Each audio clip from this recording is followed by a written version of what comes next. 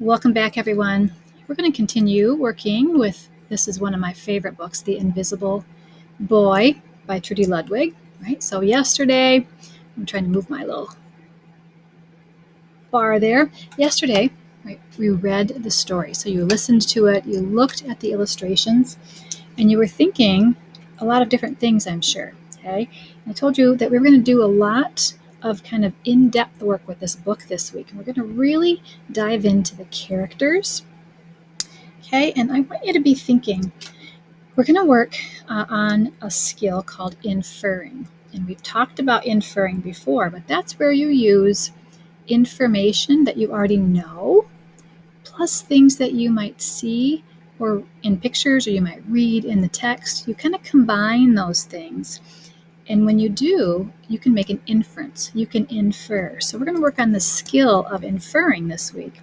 But you need to know how to do that, right? And so we're going to look at a strategy that's going to help us learn how to do that skill. Okay, you probably already do it, you just don't know you do it. And I'm going to ask you to be specific today when we're looking back at the invisible boy. All right, so we want to know or get to know characters in a book, and the way we can do that is by really taking our time and thinking about what are the characters thinking, what would they say in a certain situation.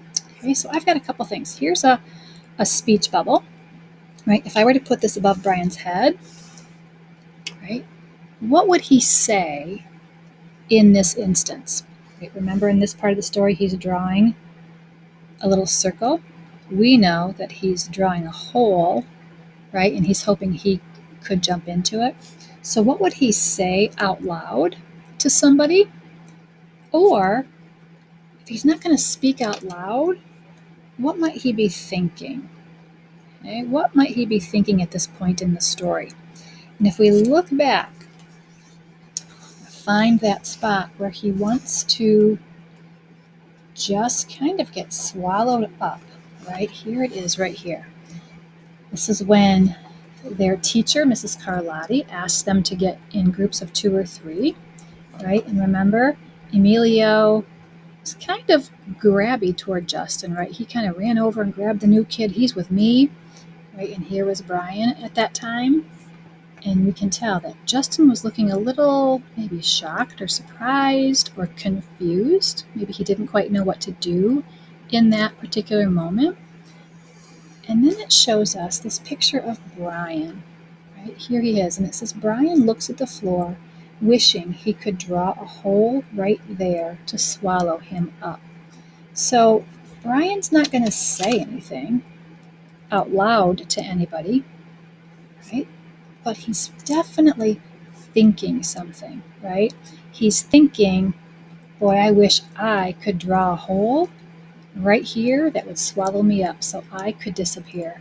Why does he want to disappear? Because he feels like, right, nobody wants to be his partner. He's not sure what's going to happen. Okay, on that same page, remember how Justin says, well, Mrs. Carlotti said we can have up to 3 people in our group. We're only 2. Come on, Emilio, let him work with us. Remember, Emilio says, okay, I guess. So here, right, is a speech bubble. These boys are both talking. Okay? I'm sure Brian's thinking something, but I bet this is a situation where he could say something out loud. Okay? So that's the difference between my 2 pictures here. One is a thinking bubble, right? And one is a speech bubble where they actually say something out loud. So today, you're going to look at some different pictures in this book or from this book, and you're going to ask yourself some things, okay? Because when we stop and think about what our character is thinking or saying in a certain situation, right, even when the text doesn't tell us, right, we can then infer because we're looking at the clues, we're noticing what's happened so far, and when we pause and think, right, that's the strategy. We're going to pause and think about what our character might say or what they might be thinking, right? That's going to help us to infer what's happening in the situation, all right? You're going to ask yourself some questions. I'll put that on Google Classroom, but things like what words would your character be saying in their head? Or maybe what just happened? So, what would your character be thinking after that situation, right? And you're going to put your thinking either in a thought bubble or a speech bubble. Okay, and that's an assignment that's going to be on Google Classroom. But I want you to study the picture, okay, that's going to go along with that assignment or those several pictures that I'm going to show you. Because I want you to pause and think, okay, what's my character thinking here? Or what might my character be saying here? That's going to help you learn that skill of inferring when you pause and you think about what characters are doing and acting like and what they're thinking.